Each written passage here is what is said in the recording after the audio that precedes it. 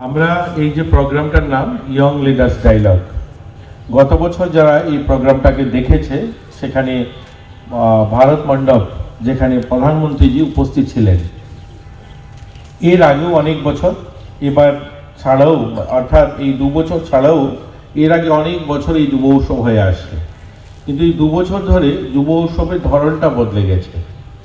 একটা সময় যুব যাদেরকে বলা হতো এই বয়সটা ছিল 18 থেকে 40 বছর অবধি যুব বলা হতো। এখন বলছে না, 15 বছর থেকেই আমরা তাদেরকে যুব ধরছি, অর্থাৎ এখন যারা যাচ্ছে 15 বছর থেকেই যাবে। এবং এখানে বলা হয়েছে বিকশিত ভারত, অর্থাৎ 100 বছর যখন আমাদের স্বাধীনতা পূর্ণ হবে, অর্থাৎ 2047 সাল, এই 2047 সালে আমরা বিকশিত ভারত দেখতে চাই। ভারতকে আমরা যারা বাংলায় পড়াশোনা করেছি আমরা সকলেই জানি, কবি অতুল প্রসাদ সেন একটা কবিতা লিখেছিলেন, ভারত আবার জগৎ সভায় শ্রেষ্ঠ আসন লবে। এটা অনেক আগেই লিখেছেন যে ওনার যে কল্পনা, ওনার যে ভাবনা, এটা সার্থক রূপ 2047 সালে প্রধানমন্ত্রী দেখতে চান যে আমরা বিকশিত ভারত বানাতে চাই।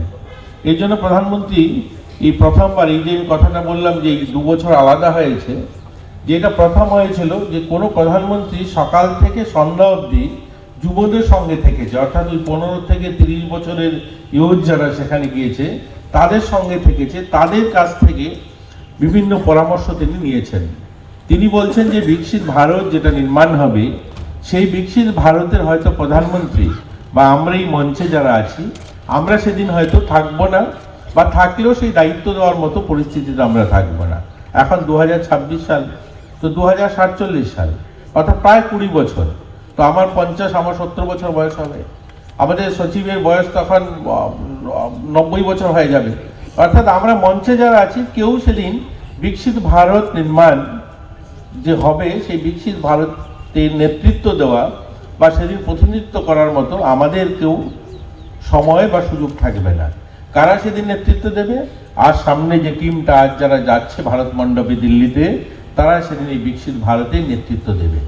তাই তোমাদের ভাবনায়, তোমাদের চিন্তায়, তোমাদের কল্পনায় কোন ভারত তোমরা দেখতে চাইছো, সেই ভারত তিনি বানাতে চান এবং সেই ভারতের পরামর্শ তোমাদের কাছ থেকে নিতে চান। এর জন্য ইয়ং লিডার্স ডায়লগ, অর্থাৎ তোমাদের পরামর্শ তিনি নিতে চান, নিয়ে সেই ভারত তৈরি করতে চান।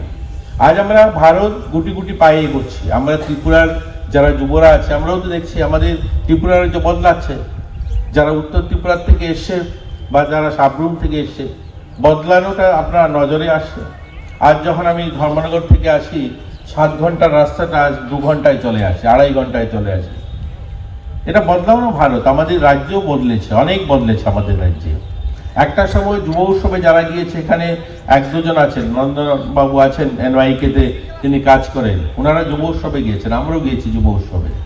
আমাদের যাওয়ার জন্য আমার মনে আছে, অর্থাৎ সেটা বোধহয় 2004 সাল হবে, যুব উৎসবে যাওয়ার জন্য ধর্মনগর থেকে আমরা বাসে উঠেছি। সেই বাস পরের দিন অর্থাৎ 16-17 ঘন্টা সফর করে গুয়াহাটিতে নেমেছি। গুয়াহাটি থেকে ব্রহ্মপুত্র ট্রেন যাবে দিল্লিতে, সেই ট্রেনে যাওয়া হবে সবাই একসঙ্গে।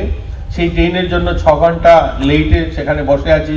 ভোরবেলা ট্রেনে নামিয়ে দেয় 8টা-9টার সময়, সেখানে বসে সেই 6-7 ঘন্টা বসে 12টা-1টার সময় ব্রহ্মপুত্র ট্রেন আসবে, তারপর ব্রহ্মপুত্র ট্রেনে দিল্লিতে যাওয়া হবে। সেটা ছিল সফর।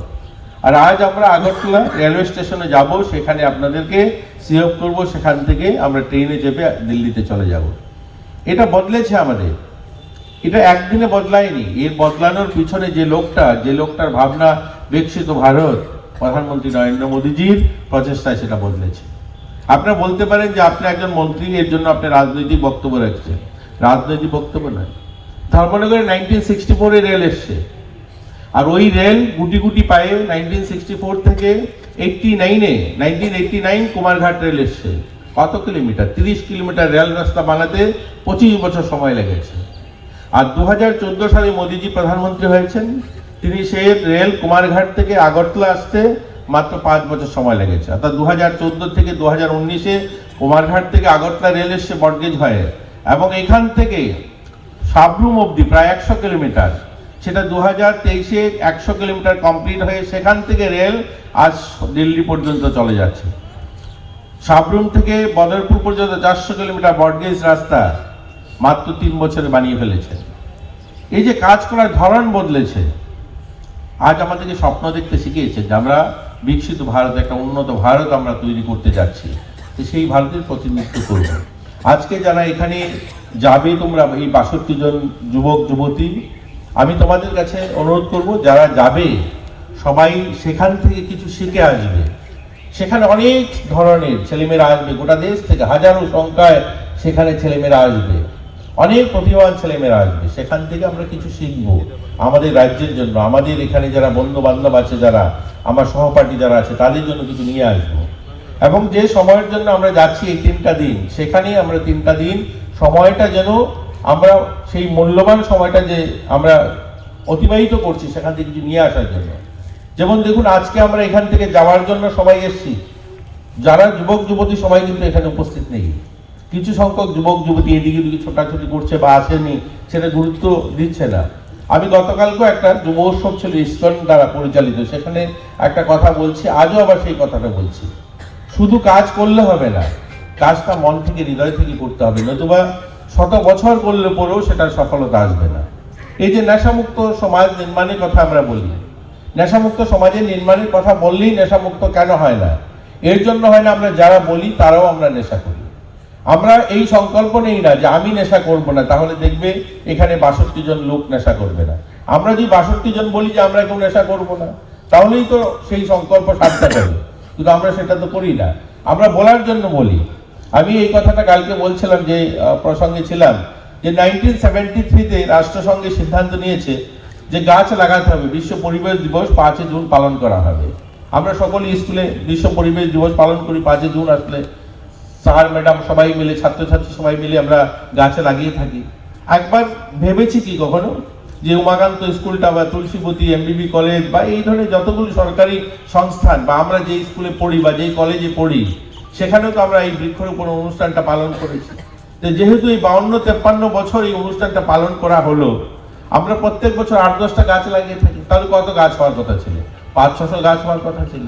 সেখানে অন্য স্কুল ঘর বা অন্য কিছু বিল্ডিং করার জায়গা থাকার কথা নয়, কিন্তু সেখানে গাছ নেই। গাছ নেই কেন?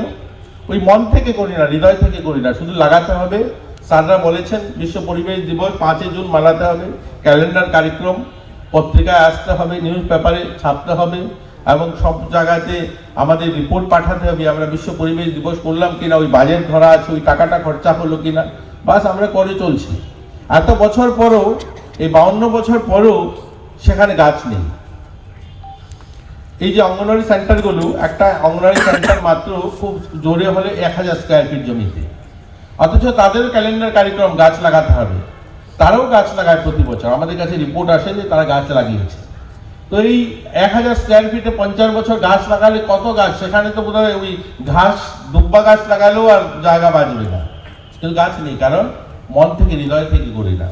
এই 3 দিনের জন্য যাচ্ছি, 9 তারিখ থেকে 12 তারিখ পর্যন্ত যাব, মন থেকে হৃদয় থেকে সেখানে শেখার জন্য যাব, কিছু নিয়ে আসবো আমরা।